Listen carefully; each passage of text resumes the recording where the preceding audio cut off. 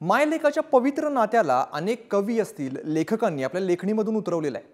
शिवाय आईचं प्रेम, माया, वात्सल्य हे सर्वश्रुत आहे। याचंच उत्तम उदाहरण बुलढाण्यामध्ये पाहायला मिळालंय। गायीने आपल्या 6 दिवसांच्या वासराला सोडल्यानंतर एका बकरीने या वासराला दूध पाजलंय। ही बकरी या वासराची जणू आता आईच झाली। चला पाहूया अनोख्या नात्याच्या आमच्या प्रतिनिधी संदीप वानखेडेंनी घेतलेला हा आढावा। ही जी वासती आहे याची आई ही 6 दिवसाची असताना ती कुठेतरी निघून गेली आणि त्यावेळेस पासून ही बकरी जी आहे ही स्वतःचं दूध पाजून या वासराचं संगोपन करते। आज रोजी हे खूप मोठं झालेलं एक वासरू दिसतंय आणि ही त्याची आई बनलेली आहे। काय नेमका हा संपूर्ण प्रकार आहे, काय इतिहास आहे हे आपण त्यांच्या मालकाकडून जाणून घेणार आहोत। नाव काय तुमचं, कुठच्या आहात आणि हा काय संपूर्ण प्रकार आहे? सुभाष माधवराव टाकळकर, शिंदखेड राजा। म्हणजे आपल्याला पहिल्यापासून येतात छंद आहे ह्या जनावरांचा।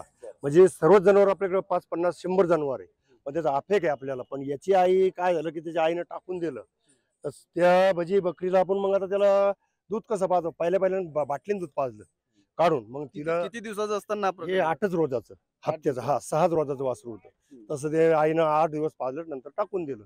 नंतर टाकल्याच्या बाद काय झालं की मग ते बाटलीनं दूध पाजून नंतर मग बकरीला पाजता तिनं आईनं लगेच त्याला धरून घेतलं।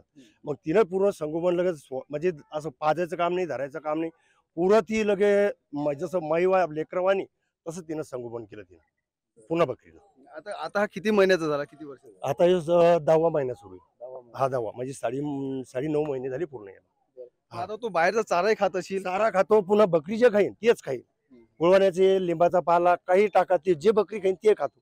आपण समजा गवत जर बकरी खाल्लं तर गवत खाते। चरायला जर तुम्ही जंगलात घेऊन जात असाल सोबत जातात की तो इतर जनावर? नाही लगेच ते आई बरोबरच राहील।